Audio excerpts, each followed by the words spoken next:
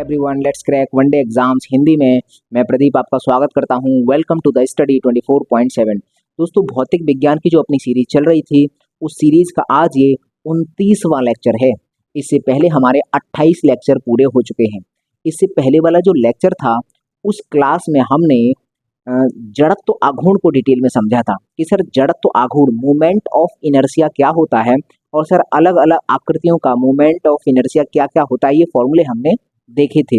और हमने जड़त्व आघूर्ण से संबंधित दो प्रमेय देखी थी कि सर लंबवत अक्षों की प्रमेय क्या है और समांतर अक्षों की प्रमेय क्या है। और जड़त्व आघूर्ण को बहुत अच्छे से डिटेल में हमने समझा था पिछली वाली क्लास में।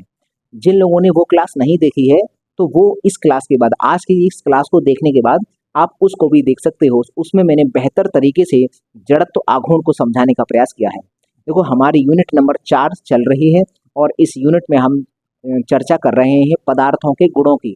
तो उन्हीं पदार्थों के गुणों की चर्चा में आज के जो क्लास है वो हम केशिकत्व, आज की क्लास में हम केशिकत्व पढ़ाने वाले हैं। आखिरकार सर कैपिलरी क्या चीज होती है, इसको हम आज की क्लास में डिस्कस करेंगे। तो चलिए हम समझते हैं कि सर कैपिलरी क्या है, केशिकत्व क्या है।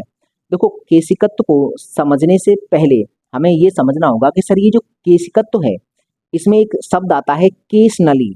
तो केश नली क्या होती है, तो देखो इसकी परिभाषा तो हम समझेंगे। इससे पहले हम समझते हैं सर केश नली क्या होती है। केश नली, क्योंकि इस शब्द का मैं इस्तेमाल करूंगा इसकी परिभाषा में, तो आप यहाँ पर फिर कंफ्यूज हो जाओगे सर ये केश नली क्या होती है। तो हम पहले इसी को समझ लेते हैं, सर ये है क्या चीज। देखो, यहाँ पर शब्द आ रहा है केश। केश का मतलब तो सर बाल होता है। तो बाल कितना पतला होता है आप जानते ही हो। तो हमारे पास एक ऐसी नली होनी चाहिए। देखो, केश नली होता क्या है कि इस तरह से बहुत एक पतली सी नली होती है जो ऊपर से और नीचे से दोनों तरफ से खुली होती है। ये खुली होती है, इधर से भी खुली रहती है, इधर से भी खुली रहती है। तो एक ऐसी नली जो बाल के समान पतली होती है और दोनों तरफ से, दोनों सिरों पर वो खुली होती है, उसको केश नली कहते हैं। तो हम यहाँ लिख देंगे कि केश के समान, केश के समान पतली तथा दोनों सिरों पर खुली नली को ही केश नली कहते हैं। केश नली कहते हैं। ये हमको समझ में आ गया कि सर जो केश नली है, इसकी परिभाषा क्या है सर। बाल के समान, बाल जितनी नहीं होती है लेकिन बहुत पतली होती है, तो वही पतला बाल होता है, तो हमने उसी पर कर लिया। सर केस हमारे पतले होते हैं तो हम केस पर ही हमने इसका नाम लिख दिया केश नली। केस के समान पतली नली लेकिन दोनों सिरों पर खुली होनी चाहिए, ऐसी नली को हम केश नली कहते हैं। तो अब आप बात करोगे सर सबसे पहले केश नली का खोज किसने की, मतलब केश नली को सबसे पहले किसने खोज लिया। तो हम यहाँ पर लिखेंगे कि सर्वप्रथम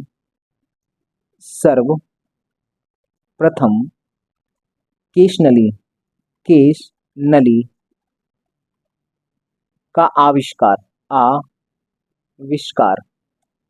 तो सर्वप्रथम केश नली का जो आविष्कार था वो एक व्यक्ति है, इसका नाम है मार्सेलो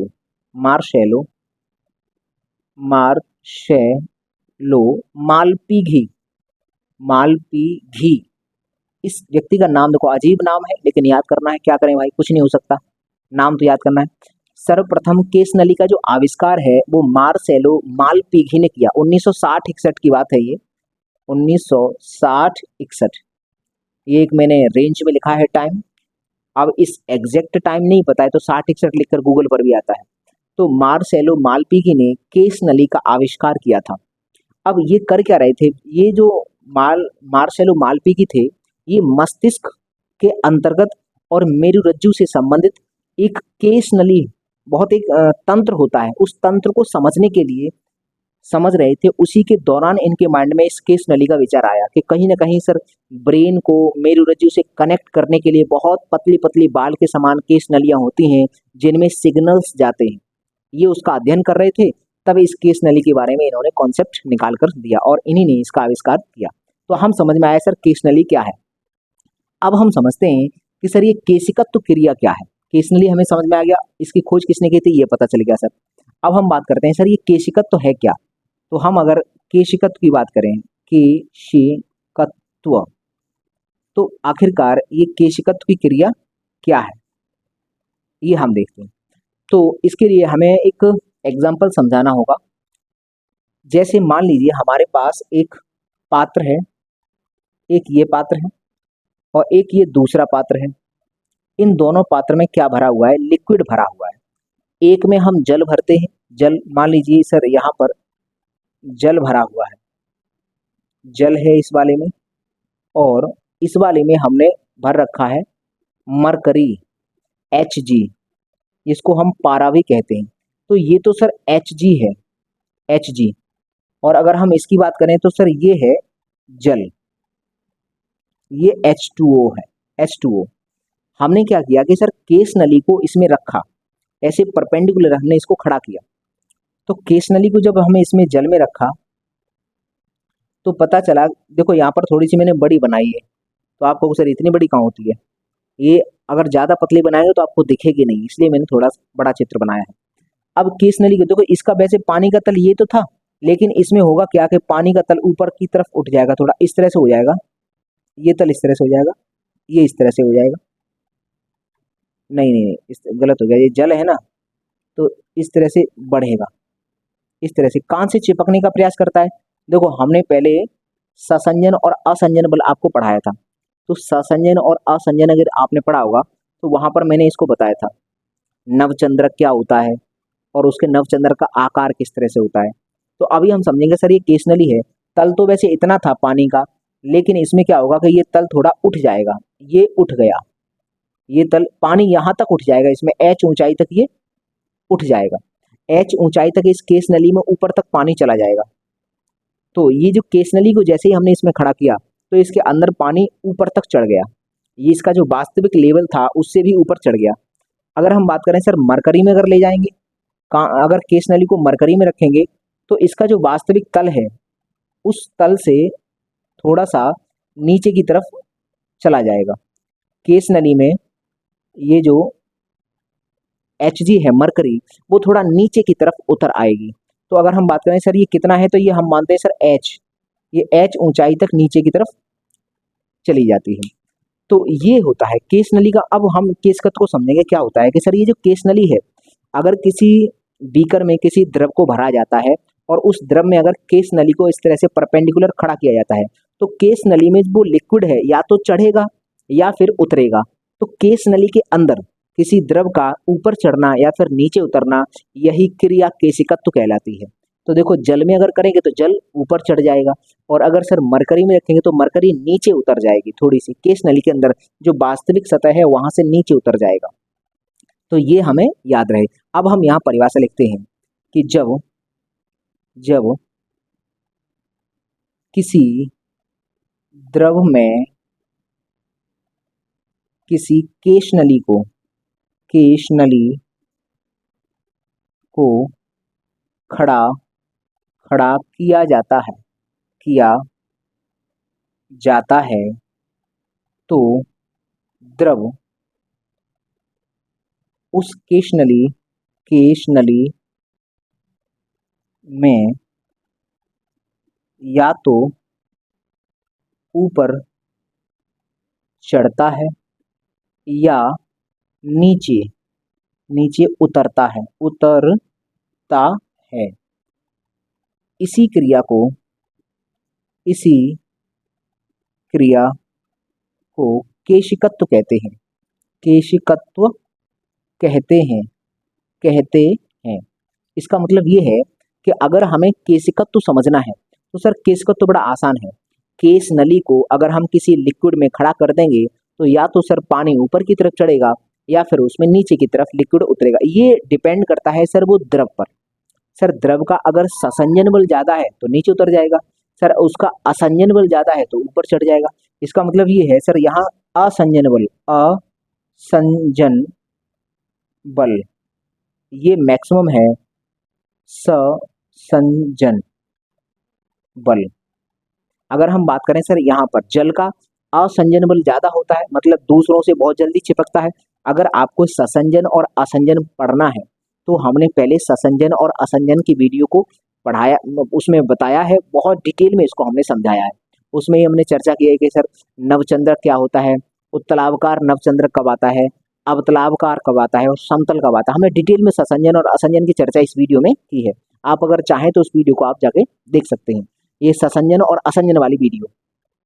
और अगर Hg मरकरी की बात करेंगे तो सर यहाँ पर इसका जस्ट उल्टा होता है, यहाँ पर असंजन ये कम होता है और ससंजन ज़्यादा होता है।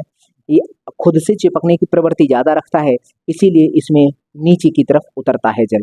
तो हमें समझ में आ गया सर आखिरकार केशिकत्व है क्या। केशिकत्व मतलब क्या है, किसी द्रव में अगर किसी केश नली को खड़ा करेंगे तो या तो उसमें द्रव ऊपर चढ़ेगा या फिर नीचे उतरेगा। तो किसी द्रव का केश नली के अंदर ऊपर चढ़ना या नीचे उतरना, यही क्रिया केशिकत्व कहलाती है। तो इतना हमें समझ में आ गया कि केशिकत्व है क्या चीज़।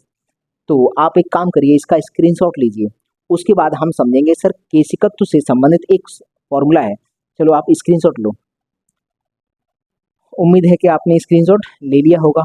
तो अब हम समझते हैं सर केशिकत्व का फॉर्मूला क्या होता है। तो ये हम देखते हैं सर केशिकत्व का फॉर्मूला क्या होता है कि सर फॉर्मूले में क्या होता है, ये जो H है ना, H, इसी H के लिए फॉर्मूला बनाते हैं। केशिकत्व की क्रिया में ये जो H है इसी के लिए फॉर्मूला हमें ज्ञात करना होता है। इंटरमीडिएट में अगर आप देखोगे तो वहाँ पर प्रूफ है, लेकिन हमको यहाँ पर सर प्रूफ नहीं करना है, हमें केवल समझना है। जैसे मान लीजिए ये एक बीकर है, मैं थोड़ा सा चित्र दोबारा बनाता हूँ। यहाँ पर मैंने इस केस नली को थोड़ा मैं बड़ा बना रहा हूँ ताकि आपको दिख सके कि मैं क्या समझाने का प्रयास कर रहा हूँ। यहाँ पर लिक्विड, यहाँ पर लिक्विड और यहाँ पर भी लिक्विड, ये इस तरह से हो जाता है। ऊपर चढ़ गया थोड़ा सा, ये यहाँ तक आ गया है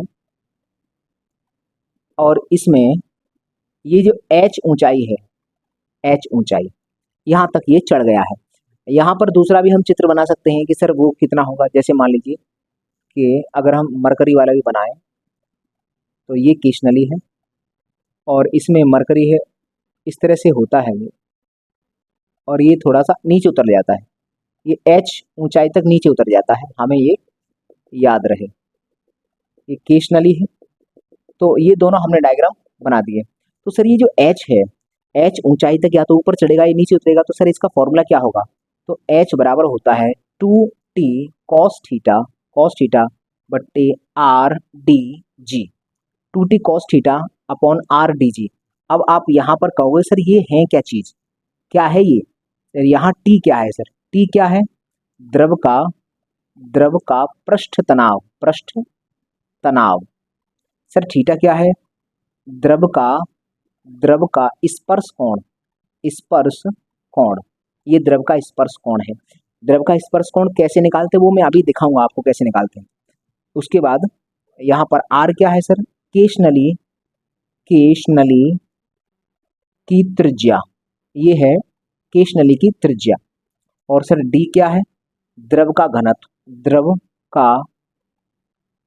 ये द्रव का घनत्व है। और जी यहाँ पर क्या है, ये है गुरुत्वीय त्वरण, ये गुरुत्वीय त्वरण है, ये गुरुत्वीय त्वरण हो गया। तो कुल मिलाकर ये सर फॉर्मूला है और इस फॉर्मूले में हमने सब कुछ देख लिया। बस यहाँ पर सर समझना है, तो सर इस थीटा को समझना है कि थीटा क्या है। ये जो स्वतंत्र पृष्ठ है यहाँ पर हम स्पर्श रेखा खींचते हैं, यहाँ पर स्पर्श रेखा खींचेंगे, ये वाली स्पर्श रेखा खींचेंगे, तो ये वाला जो एंगल है यही थीटा होता है। अगर यहाँ पर स्पर्श रेखा खींचेंगे तो देखो स्पर्श रेखा यहाँ पर इस तरह से खींचेगी, तो ये जो एंगल निकल के आएगा यही थीटा होता है।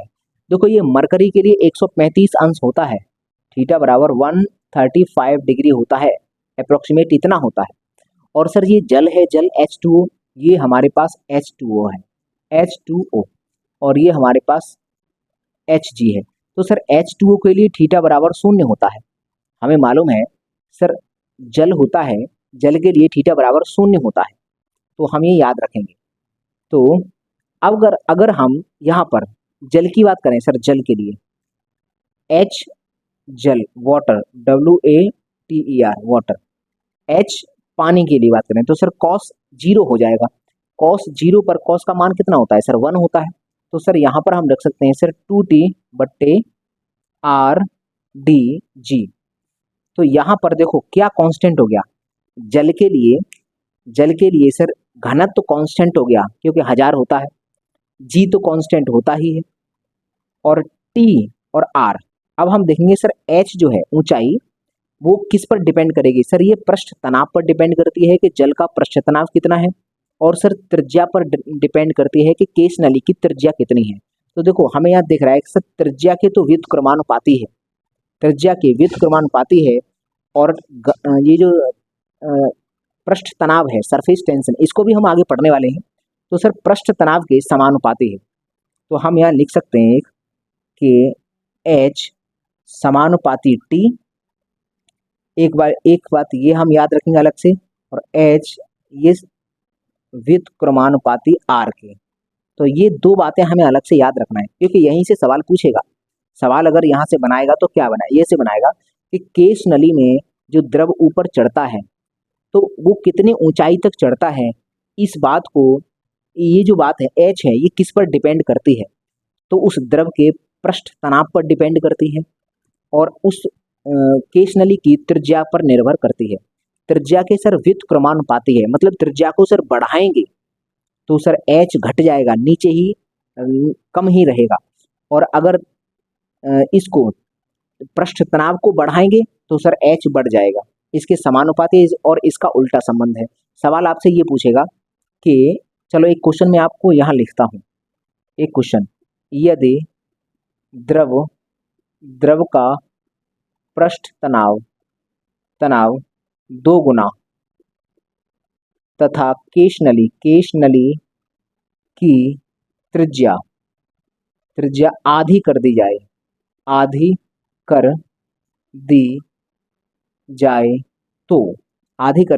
तो एच में क्या परिवर्तन होगा?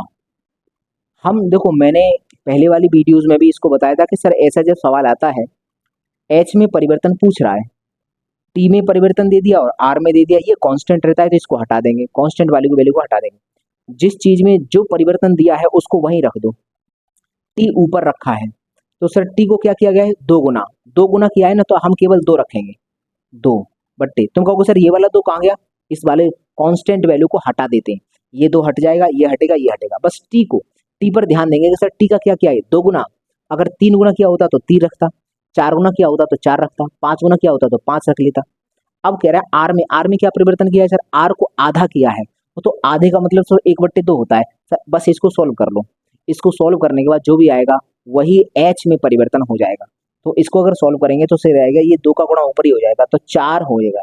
इसका मतलब ये है कि सर जो ऊंचाई है वो 4 गुनी हो जाएगी। ऊंचाई जो है जितनी पहले निकल रही होगी उससे 4 गुनी ऊंचाई हो जाएगी। अगर केश नली को पानी में द्रव में डुबोएंगे तो जितनी ऊंचाई शुरुआत में आ रही होगी, तो ये परिवर्तन करने के बाद उस ऊंचाई का जस्ट 4 गुना ऊंचाई तक पानी ऊपर चढ़ जाएगा। ये इस सवाल का, इस तरह से नॉर्मल से छोटे छोटे सवाल आ सकते हैं। तो आप इसका स्क्रीनशॉट लीजिए।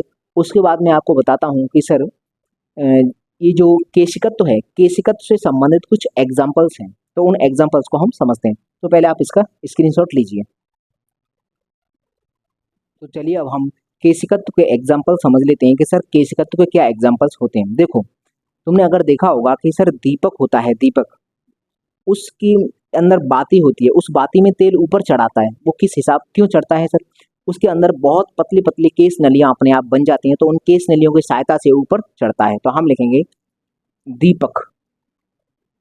दीपक या लालटेन की बाती में तेल का ऊपर चढ़ना। ये क्यों होता है भाई? सर ये केशिकत्व के कारण होता है, उसमें केश नलियां बन जाती हैं उस बाती में, और ऊपर तेल चढ़ जाता है।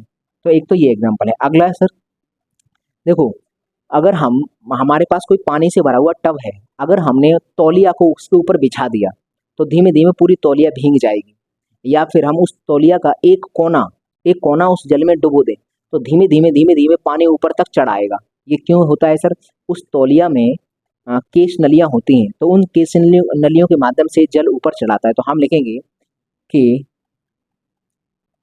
एक तौलिए तो लिया का कोना कोना जल में डुबोने पर धीरे धीरे वह धीरे धीरे तौलिया भीगना भीगना प्रारंभ कर देती है। भीगना प्रारंभ कर देती है मतलब कि हम डुबोएंगे जितना भाग उतना तो गीला हो ही जाएगा, लेकिन सर उससे ऊपर तक चढ़ेगा तो ऊपर तक भीगना स्टार्ट हो जाएगी। ये केस नलियों के कारण होता है। अगला एग्जाम्पल कि सर जो बरसात का मौसम होता है, देखो बरसात के मौसम के बाद आपने देखा होगा कि किसान अपने खेत को जुतवा देते हैं। उसके पीछे क्या लॉजिक है? उसके पीछे ये लॉजिक है कि जैसे मान लीजिए किसान है, बरसात हुई, बरसात में बहुत सारे केंचुए होते हैं, तो केंचुए जमीन के अंदर से बाहर निकलेंगे, फिर अंदर जाएंगे, फिर बाहर निकलेंगे, फिर अंदर, तो इतनी तमाम केस नलियां बना देते हैं। अगर बरसात के मौसम के बाद अगर वो केस नलियां बनी रहीं तो फिर उन केस नलियों के माध्यम से जल ऊपर चढ़ेगा और पूरा बाष्प बन के उड़ जाएगा। इससे क्या होगा कि इस खेत की जो नमी होगी सर वो सब निकल जाएगी। अगर वो पूरी नमी निकल जाएगी तो फिर हमें आगे की फसल बोने में दिक्कत आएगी, और अंदर की जो नमी अगर निकल गई तो वो जो फसल होती है वो इतनी अच्छी तरह से नहीं हो पाएगी, और बाहर से पानी भी बहुत लगाना पड़ेगा। इस चक्कर में होता क्या है कि बरसात का मौसम जैसे ही गुजर गया वैसे ही उन केस नलियों को तुड़वाने के लिए बहुत कम हैरो जो होता है वो बहुत कम ही उसमें लगाते हैं, और बहुत कम गहराई तक, ऐसा नहीं कि बहुत ज़्यादा गहराई तक जोतवाते हैं, बहुत कम गहराई तक होता है और उन जोत देते हैं। इससे होता क्या है कि केस नली टूट जाती है, इससे मिट्टी की जो नमी है वो बरकरार रहती है। तो हम कहेंगे कि बरसात बरसात के बाद किसान खेत खेतों को जुतवा देते हैं जुतवा देते हैं। तो इसके पीछे लॉजिक क्या है सर? केस नलियों को तुड़वाने के लिए जुतवाते हैं। क्यों? मैं लिख देता हूँ क्यों। तो हम कहेंगे केश नलियों को तोड़ने के लिए केस नलियों को हमें तोड़ना होता है ताकि नमी अंदर से बाहर ना निकल जाए, इसलिए हम उसको जुतवा देंगे। अगला हम बात करते हैं, एक और देखा होगा जैसे बरसात होती, अगर आपका घर बना है तो जब बरसात होती है तो मान लीजिए पीछे की दीवार है उस पर पानी लगातार पड़ रहा है, तो धीमे धीमे धीमे बरसात खत्म होने के बाद देखते हैं कि सर वो दीवार की जो उधर पानी बरस रहा था सर वो धीमे धीमे पानी दीवार को पार करके पूरी दीवार को गीला कर देता है, मतलब सीलन इधर भी आ जाती है। वो कैसे आई सर? वो भी दीवार में जो ईंट लगी हैं उनके अंदर केशनलियां होती हैं, तो दीवार की तरफ एक तरफ पानी हम गिरा रहे थे, बरसात का पानी गिर रहा था, लेकिन धीमे धीमे केश नली के माध्यम से दीवार का दूसरा सिरा भी भीग जाता है, एक नमी एक सीलन आ जाती है। तो वो क्यों आती है सर? केश नलियों के कारण। तो हम लिखेंगे वर्षा के बाद दीवार का दूसरा सिरा भी भीग जाता है। मतलब दीवार है, दीवार का एक सिरे पर बारिश हो रही है तो दूसरा सिरा अपने आप भीग जाएगा, धीमे धीमे पानी अंदर तक आ जाएगा और वो पूरी दीवार को सीलन आ जाती है। देखा होगा कि सर सीलन आ गई, वहां से पुट्टी वगैरह हट जाती है, तो वो सीलन वाला सिस्टम है। अगला हम बात करते हैं कि सर कीश का तो एग्जाम्पल क्या है? जैसे पौधा होता है, पौधा जमीन में से मिट्टी में से पोषक तत्व खींचता है और जल खींचता है, तो वो जल को ले जाकर पत्तियों तक पहुंचाता है। वो किसके कारण होता है? वो भी सर केश नलियों के कारण होता है। तो हम कहेंगे कि पौधे पौधे मिट्टी मिट्टी से जल तथा पोषक तत्व पत्ती तक पहुंचाते हैं केश नलियों के द्वारा। केश नलियों के द्वारा ये हम याद रखेंगे कि सर केश नलियां ही हैं जिनके माध्यम से वो ऊपर तक जा रहा है। अगला हम देखते हैं, एक और बात याद है, जैसे कपड़ा होता है, कपड़े को अगर तुम पानी पर डाल दोगे तो हमने डाला तो एक सिरा है, लेकिन दूसरा सिरा अपने आप भीग जाता है। क्यों? क्योंकि उसके अंदर छोटी छोटी केस नलियां होती हैं, तो ऊपर तक पानी आ जाता है। अगर हम कपड़े को वाटर प्रूफ बनाना चाहते हैं तो मोम रगड़ देंगे। मोम होता है, मोम वैक्स, उसको कपड़े पर रगड़ देंगे तो सर उसके अंदर जो केस नलियां होंगी वो बंद हो जाएंगी। तो इसके फिर वो उस कपड़ा जो है ना उस पर पानी गिराएंगे तो वो पार नहीं जाएगा, क्योंकि केस नलियां बंद हो चुकी हैं। तो अगर हम लिख सकते हैं कि सर कपड़े पर मोम, मोम र रगड़ने रगड़ रगड़ने से केश नलियां नलियां बंद हो जाती हैं, बंद हो जाती हैं, तथा कपड़ा कपड़ा वाटर प्रूफ हो जाता है।